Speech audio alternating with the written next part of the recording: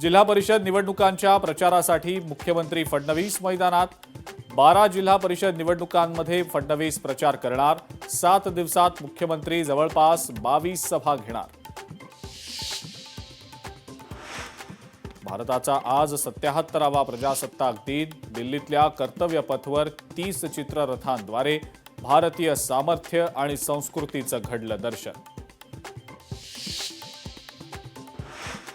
अंतराळवीर शुभांशु शुक्ला यांना देशातल्या सर्वोच्च शौर्य पुरस्कार अशोक चक्रनं सन्मानित।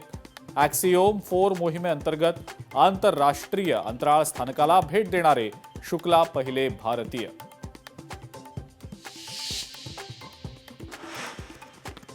महाराष्ट्राची लाडकी वृत्तवाहिनी लोकशाही मराठीचा आज 6वा वर्धापन दिन।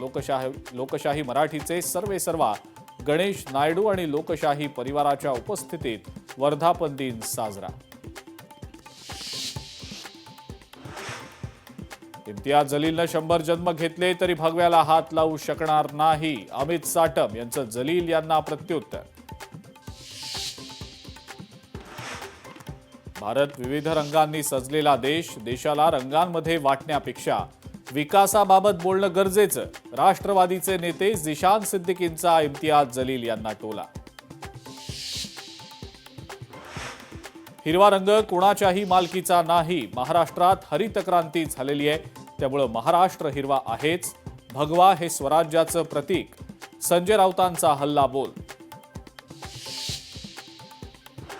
काहींना भारताला इस्लाम राष्ट्र बनवायचंय, जलील ओवेसी चिल्लर आहेत, मंत्री नितेश राणेंची टीका। भाजप आणि MIM या एकाच नाण्याच्या 2 बाजू, केवळ लोकांची माथी भडकवण्याचं काम सुरू, हर्षवर्धन सपकाळांची टीका। आणि साताऱ्यात ऑपरेशन सह्याद्री चेकमेट, कराडमध्ये 55 कोटींचे 22 किलो अंमली पदार्थ जप्त, 5 जणांना अटक, आंतरराज्य ड्रग्ज रॅकेटला जबरदस्त हादरा।